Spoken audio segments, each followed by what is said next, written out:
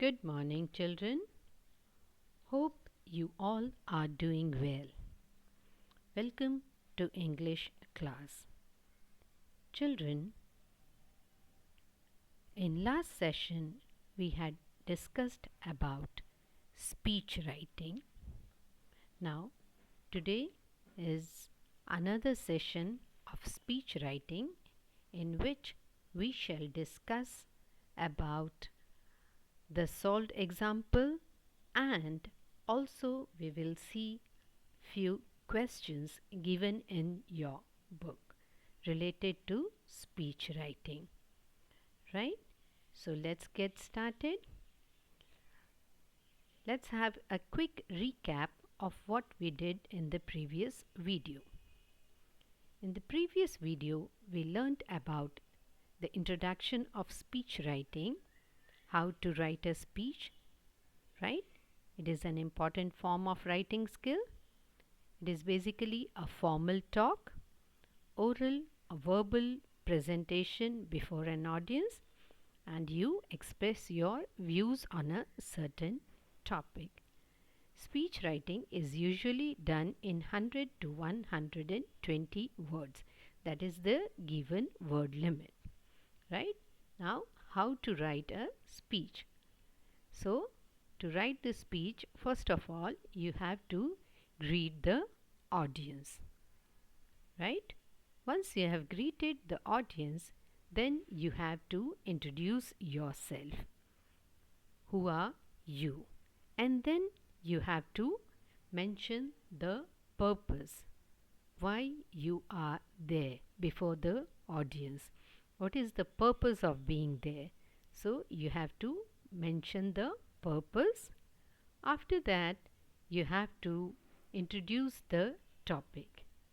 You are going to speak about which topic, so that you have to uh, convey to the audience. Thereafter, you have to make a great opening statement so that the audience is impressed by the speech you are going to deliver. So opening statement has to be great. And how you can do that? By using some quotes, anecdotes, some short incident, some very short story, something like that can be used to make a great opening statement. Now, what is the structure of the speech? So, speech is basically written in 3 paragraphs. After greeting the audience and introduction and all, right? That is the first thing, the first formalities that you have to do. After that, the real speech starts. So, first paragraph, you have to introduce the topic. Okay, you have to tell the basic details about the topic. Second paragraph, which is the most vital part of the speech, is the body of the speech, which contains bulk of the information. Whatever information you have to convey about that topic, that is contained in the body of the speech, right? This is second paragraph. And then comes conclusion, right? You have to conclude your speech with some point, with some points for the audience to ponder, with some uh, call for an act. Okay, also you can tell them to think of a point or put up a question to them, right? Or you can make an appeal or urge the audience to do something or behave in a certain way, right? So this is how you conclude your speech. Next is points which we have to keep in mind while delivering a speech. Now, earlier what we have seen is the points which you have to keep in mind when you are writing a speech. Now, these are certain points which you have to keep in mind when delivering a speech, right? So, which are they? First of all, practice your speech. Whenever you are going to deliver speech, practice. If you find some weak points, revise, improvise on that, right? Then comes clarity of voice. When you are delivering a speech, clarity of voice is of utmost important. You have to maintain the tone, the intonation pattern, right? Where to emphasize, where to you have to, you know, increase the pitch of your voice, where you have to lower the pitch. So that you have to keep in mind. Then use repetition to emphasize. If you want to emphasize your point or certain thing you want to emphasize, then you have to repeat it. Okay, focus on the topic, don't divert or divulge from there. And then in the end, the most important point is to thank the audience for being patient and also for sparing their time for you, right? So these are certain points which we discussed in our previous video. Now let's see a solved example which is already given in your book. Prepare a speech of about 120 words for the morning assembly on the topic Cleanliness is next to godliness, emphasizing the need for cleanliness and hygiene. Okay, we all know cleanliness is next to godliness. Cleanliness is next to godliness is it is a divine act, right? And we should always remain clean, right? That is very important. Hygiene everybody emphasizes on, and especially at present during this pandemic time, those who have been hygienic are really surviving, and they're healthy and hale, right? So they emphasize that you should wash your hands, at regular intervals, using proper sanitizer, using gloves and mask when you go out. So these are certain hygiene, certain things you have to take care of. So let's see what is given. Now children, see in this speech writing also, in some of the speeches you may be given some outlines or help box with some clues to write, whereas in certain other examples you directly have to write on your own. There may not be any help box or clue given to you.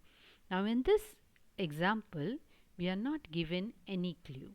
We have to do it on our own. So let's read the answer given. Cleanliness is next to godliness.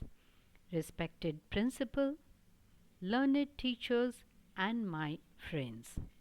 It has been very rightly said that cleanliness is next to godliness. It is so because God loves cleanliness. A clean heart is God's temple. That is why temples, mosques, and churches are kept clean. We go to temple only after taking a bath. Thus, clean heart, clean body, and clean surroundings are the essentials of good life. But the saying means much more than just that. The value of cleanliness is known to the modern science. Most of the diseases we suffer from are the result of the dirty surroundings. If our surroundings are clean and we get clean air, clean water, and clean food, we may live a long and healthy life. So, for a happy and healthy life, we must learn to be clean. Without it, we will miss the world as well as God. So, children, you have seen how they have emphasized on cleanliness. Okay, even God loves cleanliness. That is why it is said cleanliness is next to godliness. Now, this is the speech written for the morning assembly. So, it is addressed to the principal, teachers, and your colleagues, friends, right? So, this is how you write a speech. I hope you got some idea how it is done, right? Now let's see the next question. Now this is question from your textbook. You have been selected for an inter-house declamation contest taking ideas from the verbal visual hints given below. Write a speech on the topic the educational value of television. Now, children, as I mentioned earlier, in some of the speech writing questions, you will be given some hints. There can be hints both visual or in the verbal form, right? So, you have to take ideas from the hints given and then you have to write your speech. Okay, now let's see what are the hints given here. Best source of mass media, hundreds of informative channels, live telecasts, entertainment, educational channels, UGC, food, discovery, history, Animal Planet, Health Watch, etc., religious programs, latest government policies, weather forecast, market rates, etc., latest news, sports, business updates. Now, these are the hints which are given, and on the basis of these hints, we have to write a speech on the topic educational value of television. I am sure it's not a very difficult uh, point for you to write on. We all know that television is both a boon and a bane, right? So we have to write about its educational values. What do we learn from television? And children, believe me, there are so many good things coming on television that you really feel that it is a boon, it is a blessing. We learn so much from television. So, because see, mentioned here also, there are hundreds of informative channels. It is up to us what we want to see. So, there are informative channels, there are sports channels. At present, IPL is also going on. Then we get to know the latest news, what is going on the border, how China is, planning in a wrong way to enter India. Okay, then there are business updates, the market rates, stock market, then there is about bullion market, okay, weather forecast we can know. So these are certain things which we can learn from television. So I feel that it is definitely a blessing. So there are a lot of educational values of television also. So based on these points, you are going to write your speech. Right, children? Let's see next question. Okay, next question is again one of the very upcoming question, very upcoming topic in fact, which is cycling. Nowadays everybody is into cycling. In fact, I read in newspaper somewhere that there is shortage of cycle in the city. People are enjoying and learning cycling, and they are taking it as an adventure, right? In the morning, if you go for a walk or if you go around and see, then you'll find so many people cycling. So cycling is one of the exercises, right, and is very helpful in keeping good health.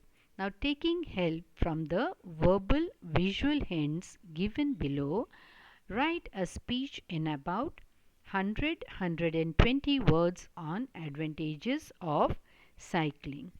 Now, again, this is not something very difficult for you. I think you all have been doing cycling, right? And you all enjoy cycling.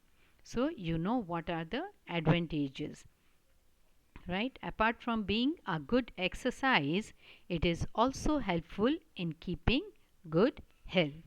Now, the name of the topic given here is Pedal for Health, right?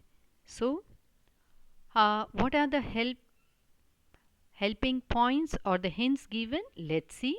It tones body, saves fuel, strengthens muscles, increases stamina, eco-friendly, and gives energy. Right? We agree to all of these points. Okay, cycling, it tones your body, right, and also strengthens your muscle, because almost all parts of your body move when you cycle. So that is really helpful to strengthen the muscles and tone your body. Now it increases your stamina also and gives you energy. Apart from that, it is pocket friendly also, because you save money of the fuel, right? So it is a pocket friendly thing also, and also eco friendly, because we are not emitting any gas, right? So here it is helpful for the planet also, it is eco friendly also, right? So based on the given hints, you have to write a speech on advantages of cycling, and this speech is to be delivered in the morning assembly. So you have to keep in mind that who is the audience. Your audience will be from the school, your principal, teachers, and your friends, your colleagues. So for morning assembly, you have to write this speech. Please try. I'm sure you'll be able to do it. Right? Now let's see next question. Okay. Children, this question is from your English reader, Real English. Right? Uh, I'm sure you all remember that we had discussed in chapter 9, Rats on a Train, about Beacon and the boys who were on the train, right? So, and they met their teacher, Mr. Kali Kumar Tarkalanka, and he was a Sanskrit teacher, and then the whole journey till they reach their school they had spent with him. So, now in this is again a question of speech writing. Let's read the question first. Imagine you are Bacon. You have been asked by the headmaster to write a welcome speech for the new Sanskrit teacher. Write the speech in about 100 words. Include the following. Mention his warm and affectionate nature. Promise him full cooperation. Wish him a happy tenure in the school. Right? Now, children, see, we know the story of Rats on a Train, how Beacon and his friends behaved with the Sanskrit teacher, Mr. Kali Kumar Tarkalanka, and later on they came to know that he is the same person who is their new Sanskrit teacher, right? And by the end of the journey, the boys had become fond of Mr. Tarkalanka, right? And they wanted him to be their Sanskrit teacher. Right now, Mr. Tarkalanka has joined as the Sanskrit teacher. So, Beacon has to write a welcome speech for Mr. Tarkalanka, and some hints are given.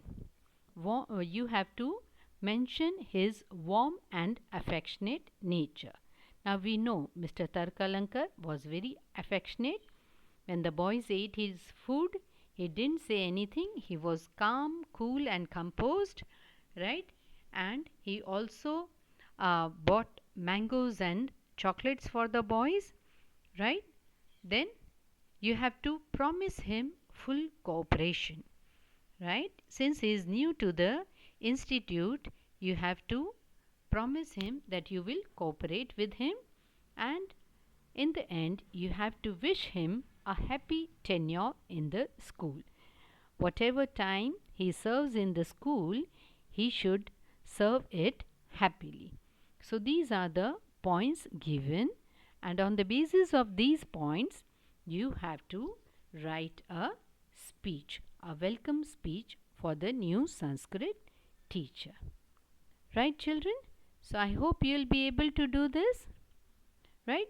So, these are some questions which we have discussed, and also we have discussed in detail about the points how to write a speech and how to deliver a speech. Right? There are two different things.